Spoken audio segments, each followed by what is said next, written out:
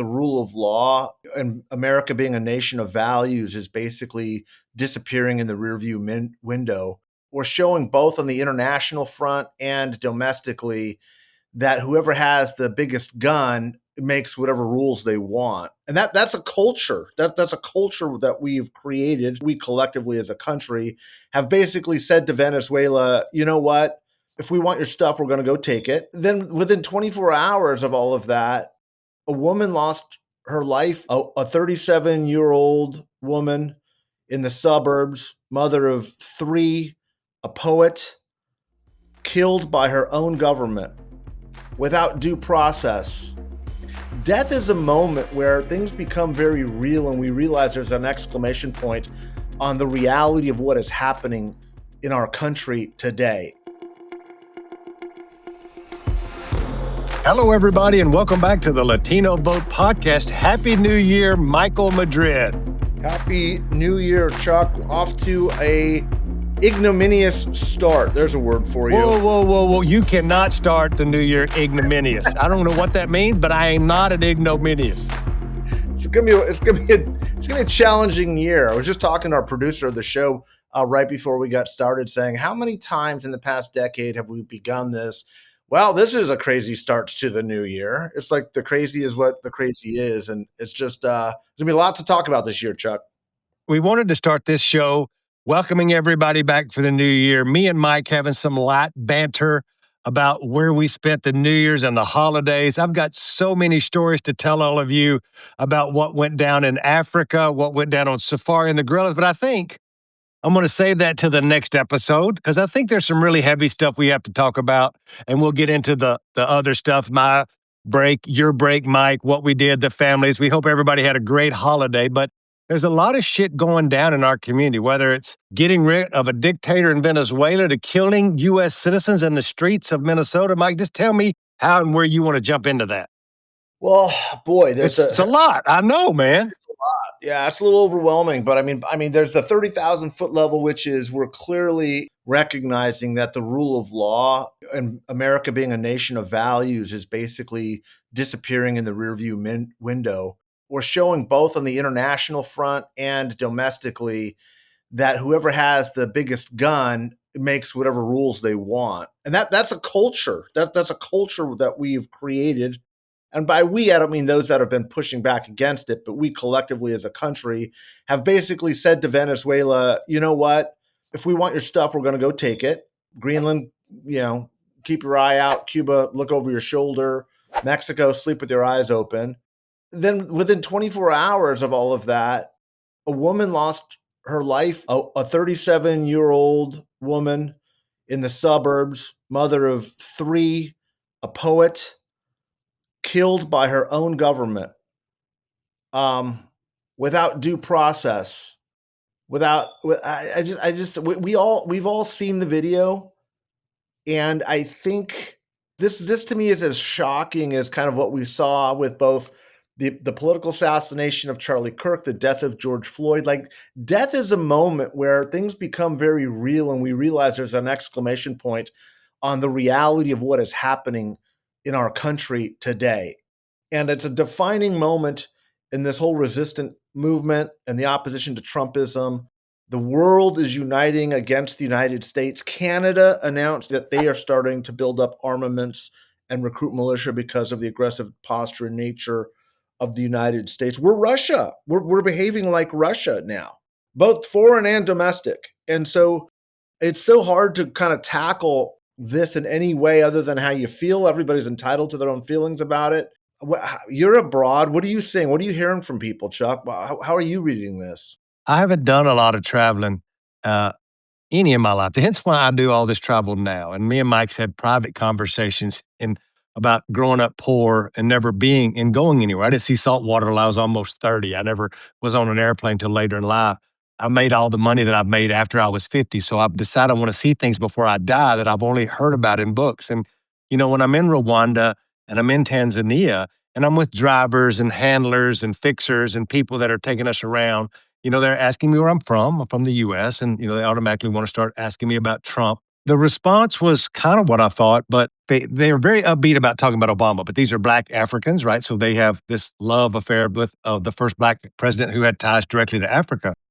But when they talk about Trump, it's almost like they're scared to talk about it, and they're like, "Are you like one of them, or is it okay?" And it's just I I have none of that. You have traveled so much more of the world. I don't know how to compare that other than I can read people, and I spent my life understanding people, and I can see they're trying and they're worried. They obviously want to have a good relationship with me, so they don't want to offend me. But as soon as they know it's okay and they can put their guard down, they're like, "He's a crazy motherfucker," and I'm like, "Yeah, he's a crazy motherfucker." And I think in the last 48, 72 hours, we've got to see that on our own soil, which has really been sickening for me. And thinking about this sister who lost her life, thinking about, going in and what soldiers had done in Iraq and Afghanistan to live through that, if that happens again in Venezuela, the unrest that's going to happen. And I get it. I'm not speaking for the Venezuelan people. We'll get to what the implications I think that is with voting and the diaspora and all the things. But I love the way you started very basic about our country and what we're seeing on our TV screen, which has really been a wake-up call for me being abroad. Yeah, and I think that we're hitting a point in all of this where we gotta stop saying, "Okay, it's coming, it's coming, it's coming." I think that the ball has moved past the 50-yard line. The best defense is gonna be a good offense because it's not coming, it's here, it's now dominant. And I think that's what the rest of the world realized too with this election. With last year's election, or like I don't remember what year it is now, Chuck. But Trump's been back in office about a year. But the 2024 elections, it's not that Trump's as crazy as he is, and your experience in the last couple of days obviously speaks to that. We've all experienced that with people outside this country. But it's that people don't trust the American people anymore.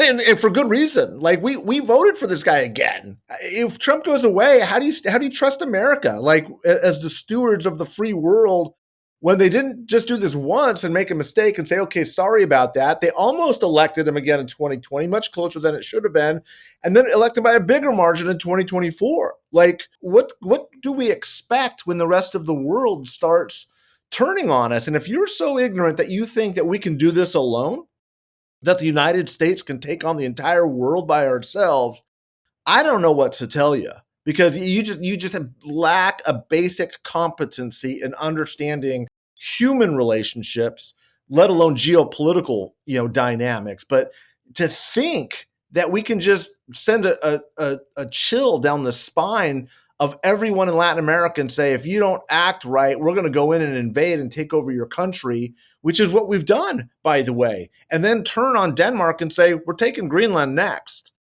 And Canada, brother, Canada is lining up to say, we ain't going to take it laying down. You're going to roll on us. You're going to have a fight. And it's like, Canada, it's like your mom or your dad, right? Like it's closer than a brother-sister relationship. Like there's something deeply wrong with the American psyche, with the American culture. And I love that you're traveling right now. And I love our conversations offline, because that's part of traveling, is seeing who America is through the eyes of other people.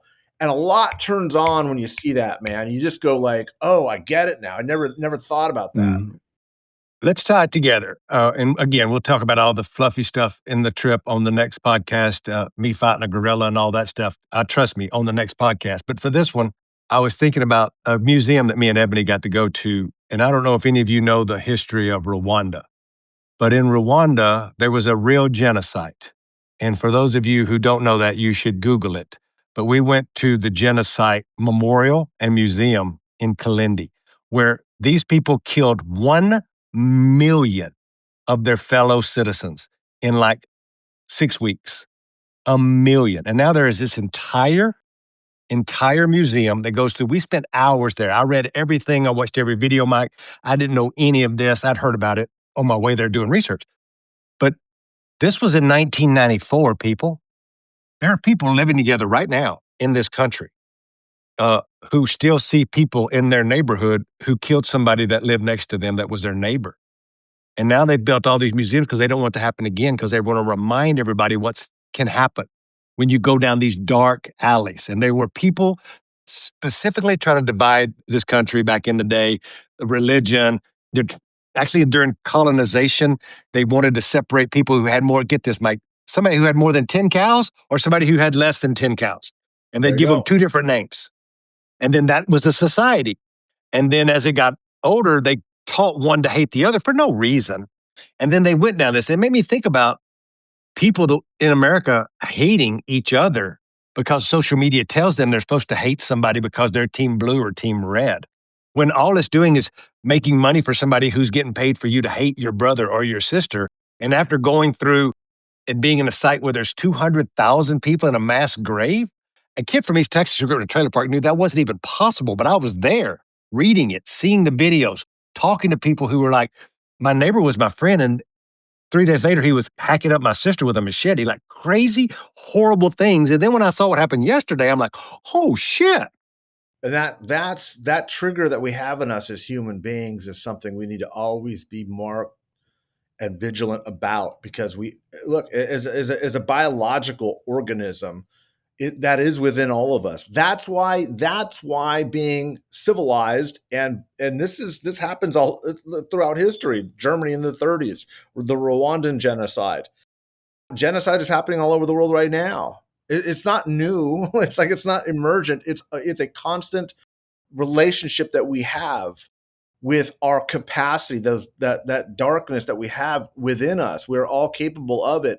It's why leadership is so important. It's why words matter. It's why Yes. actions matter. Because once you start to allow and normalize certain behavior and write this off as like, oh, well, that's not that big of a deal, or this is free speech to say this. It is free speech, but it should be ostracized speech too. It's not okay to incite people to hate and kill one another and then pretend like you didn't do anything after you've been drumming it up for many, many years. I wrote a piece yesterday basically saying that, this woman Good, her last name was Good, Renee Good was killed yesterday as a part of a deliberate policy. There's no way this could have ended any differently other than violently when you triple the size of ICE, when you flood the streets of America with masked law enforcement officers that are untrained and armed. What the hell do you think is going to happen? That's deliberate policy. There's no professional law enforcement in the world that would say these people are capable and trained to do this. Unmarked cars, masked agents, armed, armed. They just announced they were going to triple the size of ICE in Minneapolis. They're all over this country. This army, and that's what it is, a private army, is getting bigger by the day. That's what Trump's bill did. It's going to triple the size of ICE, accountable only to him and the executive branch. This isn't the last time this is going to happen, folks. It's going to happen with regularity. That's the point. Now, fear is the point, and I think you're exactly right, Mike. And I think there's a lot of people who don't have time to follow politics like me and you do. They don't have the time and read in like Chuck Rocha 15 years ago, who could have never found Rwanda on a map. Let me be clear. I couldn't find Rwanda on a map 2 years ago, but that's beside the point. The point is that everybody has so much going on in their everyday life is they don't know. They'll see it in passing, but this thing that happened in Minnesota, they will see. And many of them, whether they voted for Trump or they didn't, really didn't think that could happen. Now they know that they don't know exactly what the ICE budget was. They don't know the big, beautiful bill that they passed. They're seeing this now and reading about it. Folks that are team blue or team red, they know about it. Primary voters for 2026 definitely will know about it. But regular Americans, I think today, and I don't have any data to back this up, but I don't think that folks every day thought that this was really going to happen and that could actually happen in America. And this is my point about the Rwanda story. Nobody would have believed they could have killed 1 million of their fellow citizens in 6 weeks either. But now regular folks are like, oh my God, they just shot a U.S. citizen. And all the video that's out there now, you can't miss it on social media. It just shows how horrific that really is. I think it's a wake-up call. And then as you described, this is just going to get worse. 98% of the people they're going to hire for ICE have still not been hired. They've definitely not been trained. So this is just going to get bigger and worse as we go. Me and you can sit back and talk about the political implications of this and how this is going to bring people back to the Democratic Party. That's all probably true and fine. But what's happening to our country in the meantime? That's the Amen. real part of this thing, right? So that's really where it sits with me today. And not only that, but imagine the type of person who is watching this unfold and saying, I want to go work for ICE now. right? Because they're paying $50,000 bonuses. They're recruiting people right now who can't otherwise get a job. And if you're motivated by this, it's like the Proud Boys Full Employment Act. Like that's who they want. By the way, they're not trying to vet those guys out. That's who they're trying to recruit. That's what they want in this police force because this is the objective. This wasn't a mistake. This was deliberate policy. If you don't believe me, then read the President of the United States statement. Read Kristi Noem's, listen to her press conference afterwards. They're lying. Donald Trump is basically like, yeah, the police officer spent time in a hospital and is recovering well. He wasn't in a hospital. The guy's walking down the street perfectly fine. And if they did take him to a hospital, it was simply for the optics. There's nothing wrong with this guy. He shot her 3 times in the face. If you want to argue one time, we can debate ish. There's a video. You can look at it with your own eyes. You can debate whether or not that was self-defense. But 3 times in the face from the side? Like, that's not self-defense, man. Right. And there's video that everybody probably saw today of a doctor who showed up with a video camera saying, let me help her. Let me render aid to at least stop this bleeding, to give this woman a chance. And the guy was like, step back. It was disgusting. Yeah, and that's like I said, we are at a moment right now where it's incumbent upon everybody who is on the side of good. I don't even want to talk about in political parlance anymore. Resistance, right, left, up, down, whatever. This is good versus bad at this point. Like, offer some good to the world. That's I think the point right now. The contrast, the best political contrast, the best social contrast is the human contrast you can convey today. So when you hear this, that's my admonition to the world. Do some good where you otherwise might not. Just whatever small act you can, put that energy out there right now because our nation is on a precipice on who we're going to be. Our political leadership has made the determination that our values are secondary to our power. Our military might is what matters in American foreign and domestic policy. That's what we learned this first week of 2026. And you all have a choice. We all have a choice. And I'm not talking about your politics because we got listeners on the right and we got listeners on the left and we got listeners on the center. I don't care. I'm not talking about that. What I'm talking about is the need to be human and empathetic. And I don't care which side of this debate you're going to be on or not, but if you can't be on the side of doing good, then there is no hope, not just for the country, not just for the world and humanity, but brothers and sisters, there's no hope for your own soul at this point. And we have developed a culture that says that's not what is the most important thing. It is. I'll link it to another story of being in Rwanda. Is the first day that we were there, Mike, my beautiful wife has been reading the Bible and I've been watching the Bible shows on TV. She realized that there was this church, Catholic church, Mike, in Rwanda, where Mary appeared to some little girls in a creek. And John Paul has been there. There was confirmation of all this stuff, but it's a famous Catholic church that's really in the middle of nowhere, where people take pilgrimages, Mike, to do and go to this Catholic church. And you'd know it if I told it to you. It's famous. I obviously have no idea.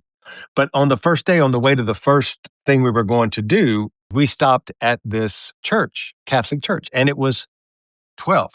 And the guy comes out and he's like, the preacher just started mass, but you can go inside and have mass if you would like. I don't have to tell you that I don't know if I've ever been to a full mass, but I've been to Catholic church before. But I participated in a Catholic mass in an African Catholic church with a whole room of people that look nothing like me. Every one of them, black as midnight, beautiful dresses, has scarves, all the things. Catholic priest up there just singing and hollering like I've seen in English a million times. And when I've been drug into a Catholic church, again, I was in a Southern Baptist church. But it wasn't lost on me when you talk about humanity of these people. Now, keep in mind, this is a country that in 1994 killed 1 million people. And now these people are in church together in faith, finding faith. All the things of the sacrament, and I got some holy water thrown on me, like all kinds of stuff.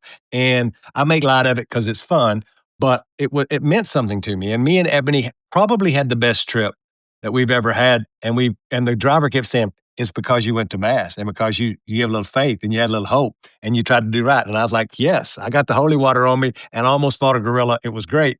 But it made my soul feel good because everybody in there was lovely to us, right? And I'm this Mexican there, and Ebony is this Black woman from the US. And I think that sitting there and some conversations I've had with James Tallarico over the last couple of weeks and others is really made me know how much hope means and faith means to people. And I think we got to get really focused back on that a lot more to get humanity back, is where kind of my heart is. I know I'm all crunchy granola and religiously as I'm traveling around the world, but you get a different perspective when you're in another country. That's so well put, Chuck. I'm glad you're having that experience because I think again it kind of shows the contrast of a culture that's trying to rebuild and find itself again after an atrocity. One, it says that it's possible. Two, it says that it's hopeful and that there's joy and there's human happiness in it. And if you can reconcile from both sides of a genocide and killing a million of your own countrymen in a matter of, or 200,000 people in a matter of weeks, I just can't imagine what kind of human slaughter that looks like, then we are certainly not beyond redemption in this country. Because things are bad, but they're not that bad. And we've got to, that's what I'm saying, is the good in us has to rise up and prevent us from getting there, but also work to reconcile. And look, make no mistake about it. I've been a warrior in this whole anti-Trump battle, and I'm very proud of that, by the way. When I look back, I know that this decade, which feels like this lost decade for me, for the country, for the world, I think it will be one of my proudest moments, is that I was as vocal and public and obstinate and used whatever fierce weapons I had as a gladiator in politics to lead the army into battle. I'm proud of my anti-Trump efforts, okay? But let me say this. At some point, the warriors have to lay down the shield and the sword and beat them into plowshares, as the good book says. There has to be a time and a season where things move on. And I think that we're ready for that, but the work is not done yet. The work is not done, but we have to get back into this place and this mindset where we focus on the reality of, again, what is a universal truth that isn't just Christian, that isn't just Muslim, that isn't just Jewish or of any faith. And that is that good is a more powerful weapon than evil. Good, if once we stop believing that good and love is a stronger force than bad and evil, then there is no hope. And we've got to get back to that practice in our daily lives to show that contrast, because I think even those that are the most corrosive and toxic and cruel, the MAGA cult that just gets off on cruelty to other human beings and does it for the sake of cruelty, even in that small, twisted, withered up, black, darkened soul, there is a yearning for good. I believe that. And until we And can I do. show that as an example, we're not going to get out of it. I think you're exactly right. The reason I was smiling when you were doing that diatribe, if I use the diatribes right, is that it always made me think about you going to battle in a ship and pulling up on the beaches and burning the boats. I always talk to people about burning the boats and how would you have enough courage to burn the boat and not be able to go back? And Mike, when he joined the Lincoln Project, wrote about that in his book. He talked about that in the movie, and I still use that today. Mike, let's take the last little bit of this podcast here on the second half here, and I need you to help me square this circle. I, again, don't know if that's the right analogy on this Venezuela thing, because I'm torn. I'm in my mind can see what happened. Donald Trump wants the oil. He's got oil buddies now. They want to do this.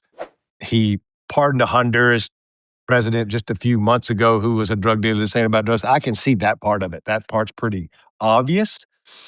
But I'm also happy that Maduro's not there. I think it's great when dictators who steal elections aren't there.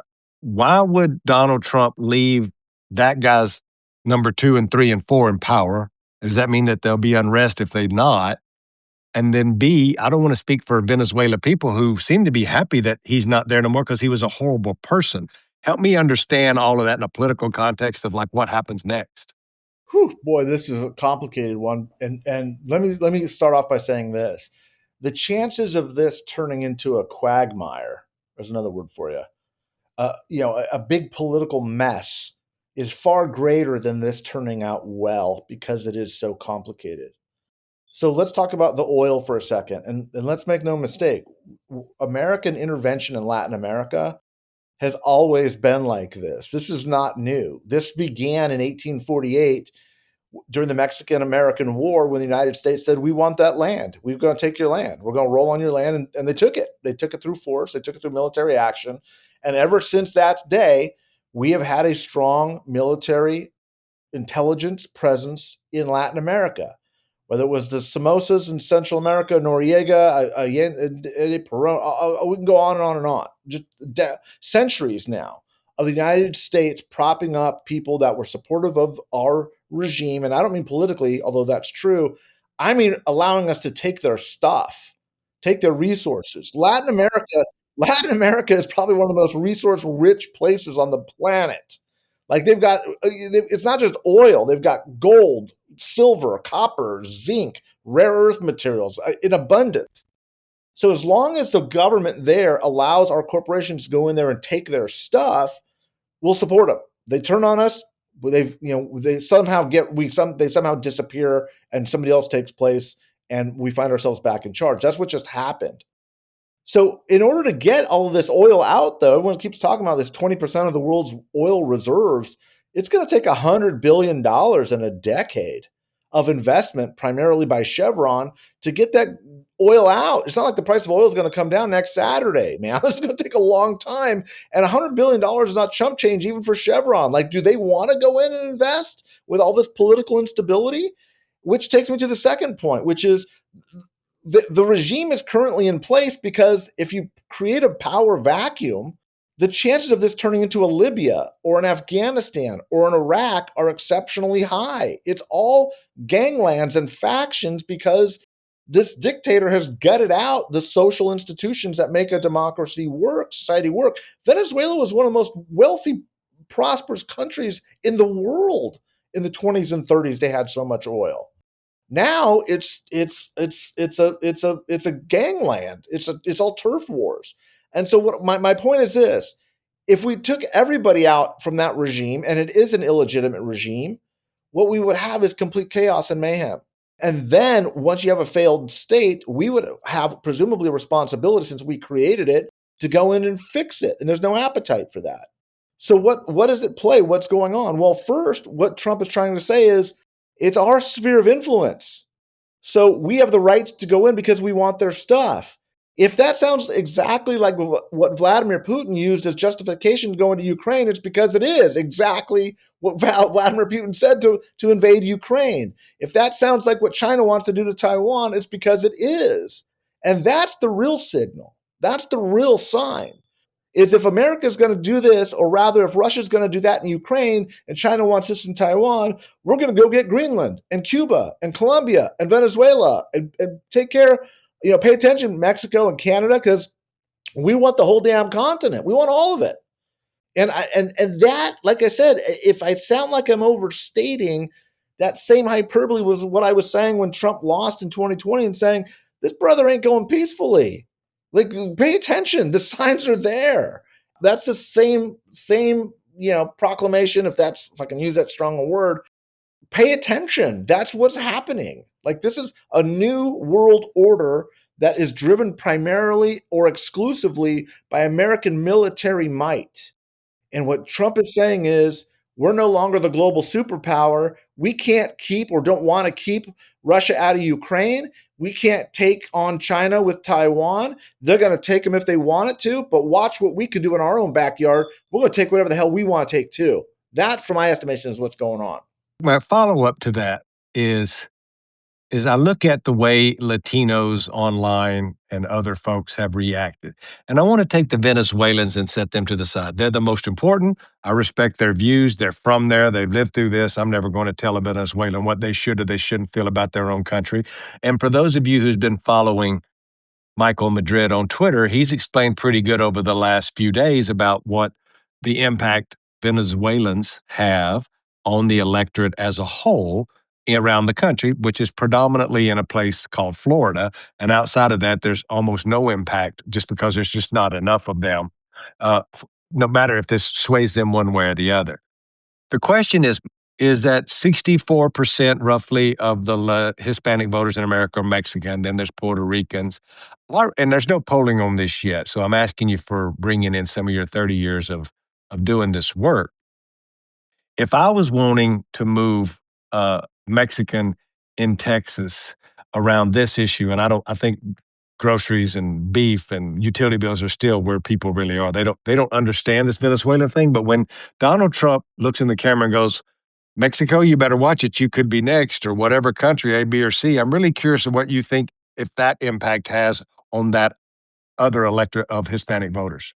That's such a great question. I've been talking to a lot of reporters about just that because we have these kind of understandings in terms of when we're trying to gauge public opinion with Latinos. And I got a ton of calls right after the invasion saying, what's this going to do with the Latino vote? And it's like, you're not going to see much of a difference with Latinos than you are with the broader electorate. Now, there are some polls that were showing that Trump got a +7 bump. There's like one YouGov poll out there. Everybody else went negative, but the sample sizes are so small, it's not an accurate reflection. So let's put this in context. I think you're a political professional, so you're going to look at it exactly the right way, which is 60% plus of Latinos are Mexican American, 1% are Venezuelan, 6% are Cuban. The Cubans and the Venezuelans are the ones that are going to be a little bit more squirrely on these issues because they were politicized in a very anti-socialist, anti-communist environment, very pro-Republican environment. So a lot of these folks, I think, are going to be motivated by it. But again, in context, it's a very, very small percentage of the Latino vote. So to your question now with that setup, look, is it going to help with Mexican Americans, what Trump is doing? Absolutely not. Absolutely not. Do we have a closer connection to Mexico than anybody else? Of course we do. But not all of us do, but of course we do. And where he was making gains, and Trump did make gains broadly, not just with third generation US born Latinos, as I argued in my book and has been playing out for years, but even with recently migrated Mexican Americans, he was making inroads. I think that changes. For sure it does. Is it the primary consideration? Man, I don't even know anymore. I don't think it is, but most of the data would say by a wide margin, it's the economy. But it's this snowball effect.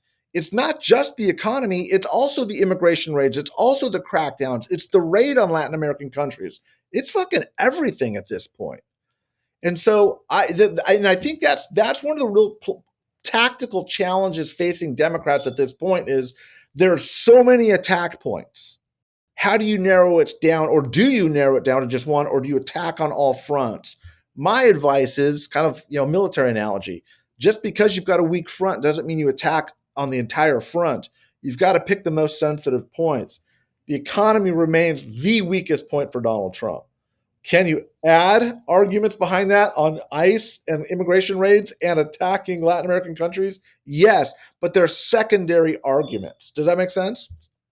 It does. And I'm thinking and wordsmithing as you're going and thinking about the corruption and he's for him and nobody's for helping you, right? Whether it's invading a foreign country, whether it's renaming the Kennedy Center, whether it's tearing down the West Wing, whether it's getting paid in crypto, all that helps Donald Trump, and he's done nothing to help make your life better while your utility bills continue to go up and all the other things. I think you could drill down on healthcare, whatever it is, but there's a theme here that where ties all this together, which is, and you've said this, Mike, for a long time, is that everything he does is he thinks of Donald Trump first, where I'll tell you he what promised everybody he would think about them. If I were running an ad, here's the ad I would cut. All right. It would show Elon Musk. Hey. It would show all the oligarchs, the wealthy at the people. Inauguration. Yeah, exactly. Just a cut of all that, and then you end it with all that messaging of everything you just said. Epstein, the corruption, the Republicans in Congress, the very wealthiest amongst us. And then you run the same ad they ran. He's for they, them. I'm for you. Right. That's right. It's the same way that you were saying it, but I wouldn't say that he's for himself because it sort of falls shallow in this political environment. Of course he's for himself. But who else is he for? Who's benefiting in America right now? It ain't you. Right. And the believable argument that a politician's out for themselves, of course he is. That's what politicians do. They care about themselves. They want That's to a get good elected. point. But who else is doing good? There's not a whole lot of people doing well in this economy, but some are doing extremely well. Those are the villains. That's the Penguin and Batman. The Joker and the Riddler. Those are the Easy. bad. Don't show your age. Don't show Yeah, your I know. age. I'm sorry, but those are the bad The guys. Those are penguin. you gotta show the cast of villains. That's where the contrast is. In a culture that we built where this contrast that you're speaking about is so spot on, Donald Trump has used that to blame the other, to blame the immigrant, to blame the Mexican, to blame the Muslim. Oh my God, to blame the Somalis in Minnesota. Like whatever the thing is, there has to be somebody. And so if we're going to play that game, you can listen to all of that, but none of that seems to be the reason I can't pay my utility bill. You know, I keep thinking about my son who is a union member in Pittsburgh who's got a good job, but he's like, Dad, my utility bill has doubled. And that means something to a single father of two beautiful twin boys. And regular folks right now have been sold this bill of good, to your point, for 10 years. And things aren't getting any cheaper. Sure, gas is kind of leveled out. It's not as high as it was, whatever. But regular stuff, beef is at an all-time high. Like I think tapping into that and you naming all these other people that are just making record amounts of money while you still continue to suffer trying to figure out just your regular life. And now we're going to invade Venezuela and we're going to run Venezuela. Who's running this shit over here? I'll show That's you the a good ad. ad. Good ad would be a split screen where on the left you've got a guy pumping gas and you're seeing the price of gas slowly going up. And then on the other side of the screen is Elon Musk's wealth going from 4 billion to 6 billion to 7 billion to 8 billion to 12 trillion, right? At the same time. Like the meter's just running. Like Yeah, that's good. who's for you? Who's with you? Like your life, your reality is in nickels and dimes. These guys are in billions and trillions.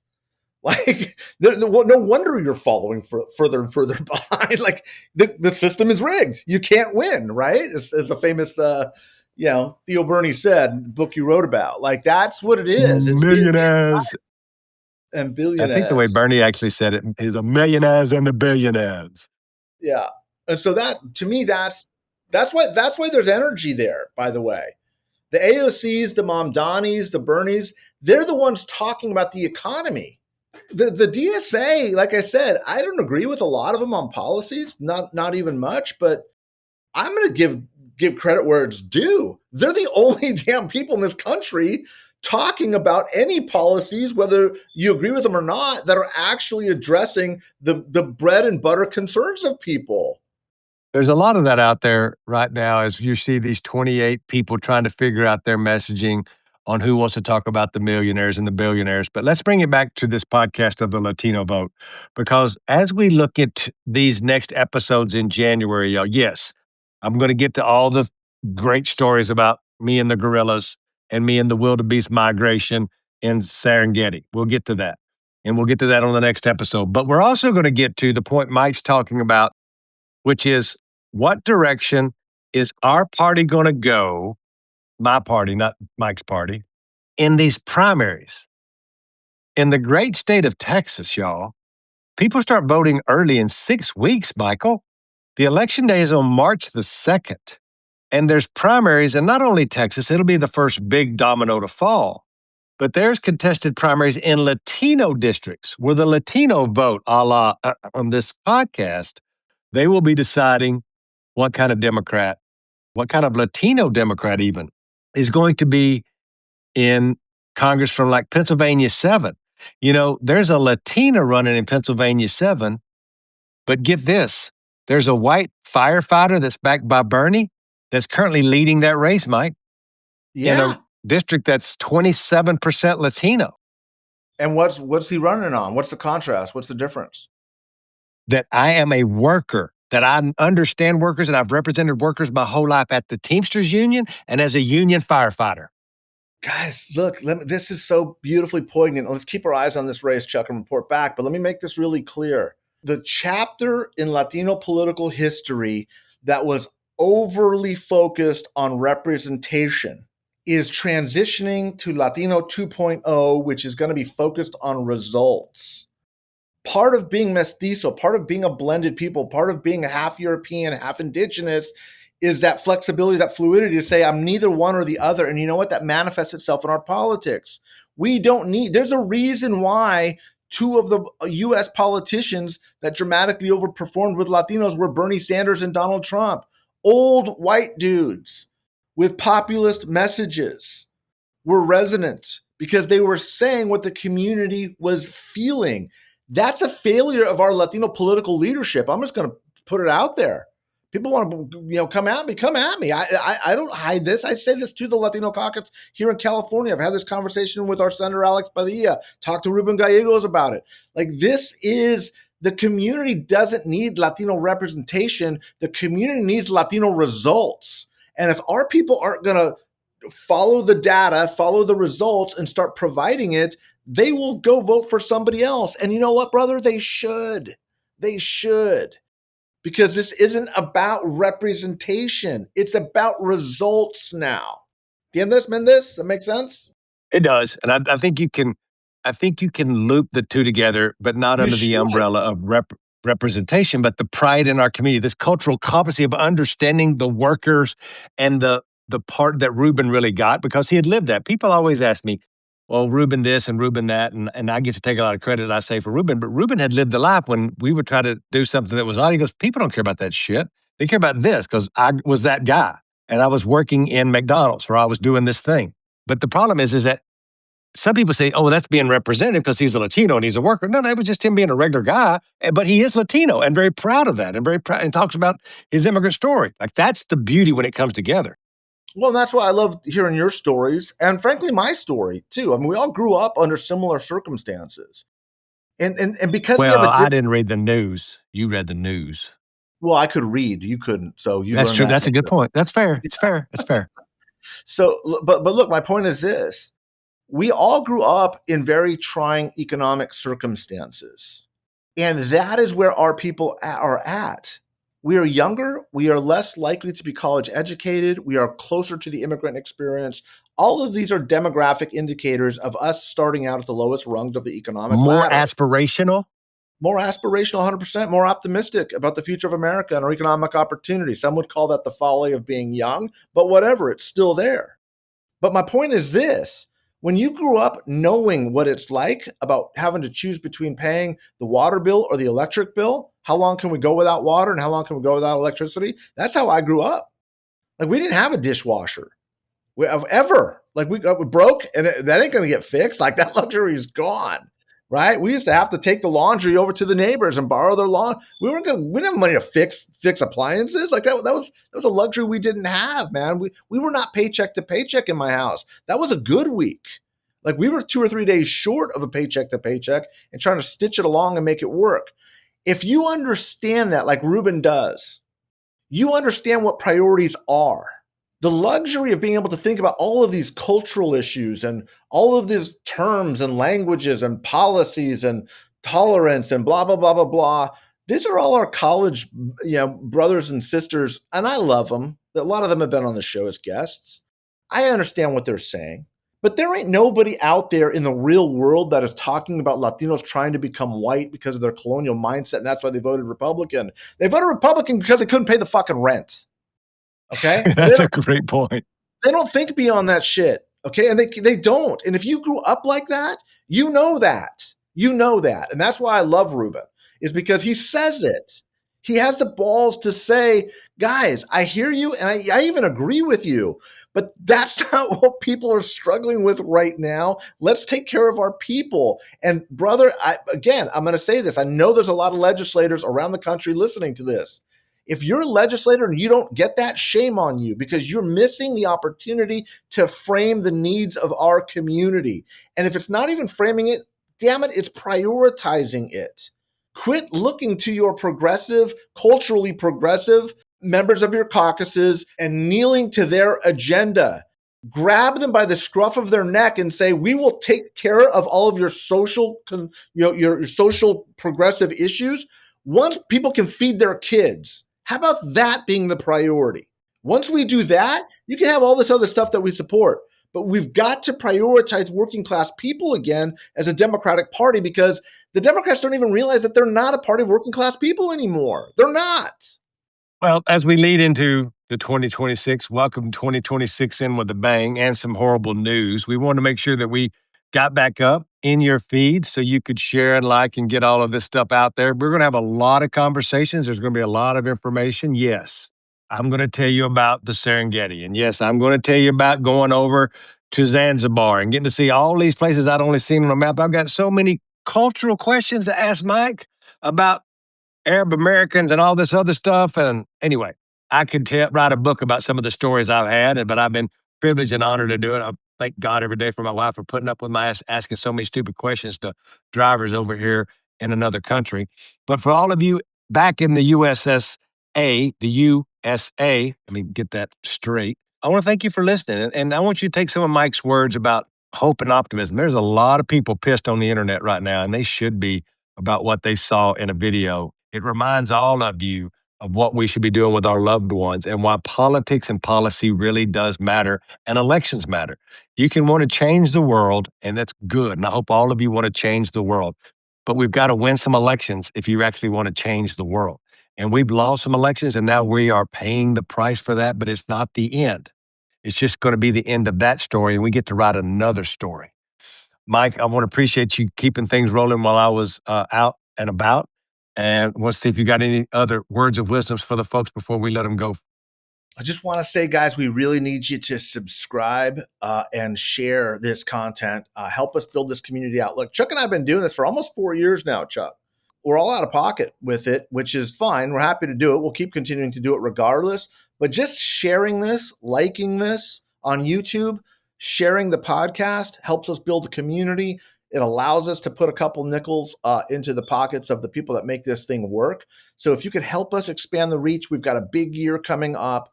It really explodes during election years. We're going to be getting into the brass tacks. We're starting out with the 30,000 foot level stuff right now, but we're going to be going through the congressional races. We're going to be going through legislative races. We're going to be going through governor's races. We'll have those candidates. We'll have their consultants. We'll have their data nerds, all of it coming up on the Latino Vote podcast. But we need you to subscribe. We need you to like. We need you to share, comment, engage with us. It helps with the algorithm. Big 26 coming up. Big year. Looking forward to working with you on this, Chuck, and the conversations we're going to have. Tell everybody and let us know your favorite Latino candidate who we haven't talked to. Mike, I met with that brother last night, actually, from Michigan. He's amazing. He's Mexican, married to a Puerto Rican, running for Congress in Pontiac, Michigan. His daddy was a UAW member. He's elected to the school board. He's running in a safe D+8 district where there are, I think, 8 other candidates, and there's like 9 or 10% Latino. Just these stories, to Mike's point, that we've talked about over the years, is this is happening more and more. Y'all need to flag some of that. Put them in the comments. Tell us somebody that we haven't talked to. We're going to have John Paul Torres on and others on and talk about some of this. Mike, I did mention, because I promised you that I shouldn't be talking about it on air, but we should do it offline. But I'll tell you on air that I talked to Ruben. He's down to do the town hall. He's down to come to Texas. Maybe we can do it with Bobby. He said he may have to do it in the second quarter, but he is down to do a Latino Vote town hall with me and you moderating. So that's great news for all of us.